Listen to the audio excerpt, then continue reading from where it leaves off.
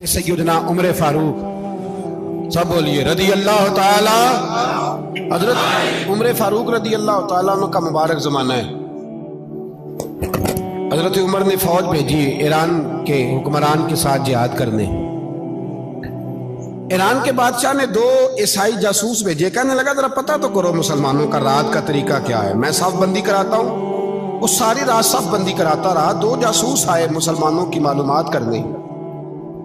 मालूमात करके जब वापस गए तो हजरत उमर फारूक रदी अल्लाह ताला अन्हु के सिपाहियों को देखा, गौर से पलटे तो बादशाह कहने लगा क्या हाल देख के आए हो? कहने लगा सारे मुसल्ले पे बैठे हुए हो। जितने घंटे हम वहां रहे हैं मुजाहिदीन मुसल्ले पे रहे हैं, यूं लगता है जैसे उनका दुनियादारी से कोई ताल्लुक। और कहने लगे बादशाह कोई ऐसी ताकत है जिसको वो बुला रहे थे, कोई ऐसी कुव्वत है जिसको वो पुकार रहे थे। हमें भी वहां खड़े होके महसूस होता था कि हाँ कोई है जो आ जाएगा इनकी मदद के लिए, कोई है जो पहुंचेगा इनकी मदद करेगा। ईरान का बादशाह कहने लगा मुझे समझ आ गई है, वो जिस्म की ताकत से ही नहीं लड़ते, वो कोई गैबी ताकत है जिससे वो लड़ते हैं। भाई वो गैबी ताकत भी तो हमारे पास हमने नाराज कर लिया ना, वो भी तो नहीं ना, मस्जिद का रुख भी तो कोई नहीं। और मैंने पिछले जुमे भी कहा था, फिर कहता हूं, वहन हो गया उम्मत को। नबी पाक ने फरमाया उम्मत को वो क्या है, दुनिया से मोहब्बत हो गई है, मौत से कराहत हो गई है, वहन है। सहाबाए किराम को मौत से बड़ा प्यार था, मौत से बड़ी मोहब्बत कर। हमारी तरह नहीं, वो कहते थे मरेंगे तो मनो मट्टी, तो वहां ठीक है, अज़ाबे कब्र हक है। लेकिन मैं कहा करता हूं सालों के बाद जो परदेश से मां के पास आए, मां उसे अजाब नहीं देती, उसका माथा चूमा करती है। और भाई जो रब करीम की बारगाह में जाएगा, तेरा क्या ख्याल है, गल सड़ जाएगा? मदीने वाले हबीब ने फरमाया कब्रुल मोमिन रौज़तुम मिन रियाज़िल जन्नह। फरमाया मेरा मोमिन जब कब्र में जाता है तो अल्लाह जन्नत के सारे दरवाजे खोल देता है, वो तो अल्लाह की रहमत में पहुंचता है। कौन कहता है मोमिन मर गए, वो तो कैद से छूटे अपने घर गए। कौन कहता है कब्र में अजाब है तो सिर्फ अजाब ही है, हाँ मुजरिम को सजा मिलेगी, लेकिन मोमिन हमेशा जहन्नम में, वो बिलाखिर जन्नत में जाएगा, बिलाखिर जन्नत में जाएगा। और किसी दरवेश ने बात की, वो करके चले गए, पर कमाल ही कर गए। कहने लगे दोज़ख में मैं तो क्या, मेरा साया ना जाएगा, क्योंकि रसूल पाक से देखा ना जाएगा। नबी पाक सैयद आलम अलैहिस्सलाम के गुलाम तो देखो ना, सारी जिंदगी उमर फारूक, बुखारी पढ़ो तो सही, सारी जिंदगी उमर हर नमाज के बाद कहते थे अल्लाह मरज़ुकना शहादतन फी सबीलिक, अल्लाह बिस्तरे पे मौत ना देना, मौत मुझे शहादत की देना। हजरत सैयदना मौला अली शेर खुदा करम अल्लाह ताला वजहुल करीम सारी जिंदगी कहते रहे अल्लाह, अली ने मैदान में उम्र गुजारी है, इसे शहादत की मौत अता फरमा। ओ भाई ये तो शहादतें मांगने वाले। हजरत इमाम हुसैन मैदान करबला में खड़े थे, शिमर कहने लगा हुसैन तेरी चारों जानिब मौत है। तो आप फरमाने लगे तुझे अभी हमारा पता ही नहीं, मौत से तो हमारा प्यार चलता है। और फरमाया ये शहादत तो हमारा पीछा करती है, पहुंच जाती है जहां हम होते हैं। मौत से डरा रहा है, मुसलमान का मरने को दिल नहीं करता, वरना वो इतनी बड़ी कोठी में कौन रहेगा। मरने को दिल इसलिए नहीं करता कि वो जो 6 करोड़ 10 करोड़ डॉलर लूट के रखे, मर गए तो खाएगा कौन।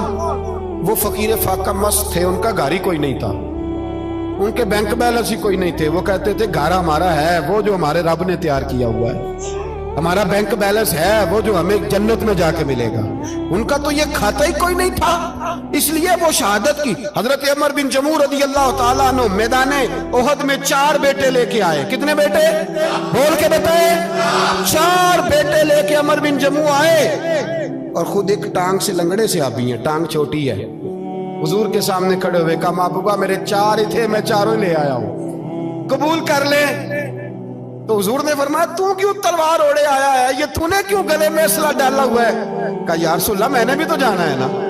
तो हुजूर ने फरमाया 4 बेटे जो हैं। तो हजरत उमर बिन जमू ने बात की, सहाबा कहते हैं हम लबों से मुस्कुरा रहे थे, आंखों से रो रहे थे, क्या अजीब अंदाज है। हुजूर ने फरमाया उमर 4 बेटे जो आ गए तो तू रहने दे। तो हजरत उमर रो पड़े, कहने लगे महबूबा क्या लंगड़े जन्नत में नहीं जाएंगे? क्या हुजूर मैं लंगड़ा हूं तो मेरे लिए जन्नत कोई नहीं? میرے حبیب پاک سید عالم صلی اللہ علیہ وسلم نے فرمایا عمر تو ضرور جنت میں جائے گا. کہا محبوبہ پھر بچے بعد میں جائیں گے, میں پہلے میدان میں جاؤں گا. ایک بی بی 4 بیٹے لے کے آئی احد میں. کہا محبوبہ کل کمائی تھی میں لے آئی ہوں, میرے پاس کوئی اور شے ہوتی تو میں بچا کے نہ رکھتی. بیٹے دے کے نا حاضری لگوا کے تو واپس دروازے پہ لے گئی. تو حضرت سیدنا عبداللہ ابن عمر فرماتے ہیں بی بی بول رہی تھی تو میرا جذبہ جہاد بڑھ رہا تھا. اپنے بیٹوں کو کہنے لگی میں تمہیں حضور کے پاس چھوڑ کے جا رہی ہوں, جب تم میدان میں گرو گے تو میں تمہیں دیکھنے آؤں گی. دیکھنا تمہاری پشت پہ کوئی زخم نظر نہ آئے. جتنے تیر کھانے ہوئے سینے پہ کھانا, جتنے تلواروں کے نیزوں کے زخم برداشت کرنے ہوئے یہاں کھانا, پشت پہ زخم نظر نہ آئے. حضرت عبداللہ ابن عمر فرماتے ہو بی بی کی گفتگو میرا جذبہ جہاد بڑھا رہی تھی. ایک بی بی 3 سال کا 4 سال کا بیٹا لیے رو رہی ہے, احد کا دن ہے. سہیلیاں پوچھتی ہیں تو کیوں روتی ہے؟ وہ کہتی ہے دیکھو میرا خامد بھی بدر میں شہید ہو گیا, بھائی اور باپ بھی. دل کرتا ہے کوئی جوان بیٹا ہوتا تو آج مصطفیٰ کے ساتھ اسے ہی بھیج دیتی. کوئی جوان میرے پاس ہے ہی 3 سال کا تو کیا کروں, 3-4 سال کا بچہ کیا کرے گا؟ پتہ نہیں کیا دلیل آئی. اچانک اٹھی, بیٹے کو سینے سے لگایا, کپڑا ڈالا, مسجد نبوی پہنچ گئی. حضرت بلال کہتے ہیں مجھے ملی. کہنے لگی بلال مجھے پتہ ہے حضور تیاری کرا رہے ہیں جنگ کی, پر 2 منٹ اگر میری ملاقات ہو جائے. بلال حبشی کہنے لگے حضور ہم ایک بی بی ضد کر رہی ہے.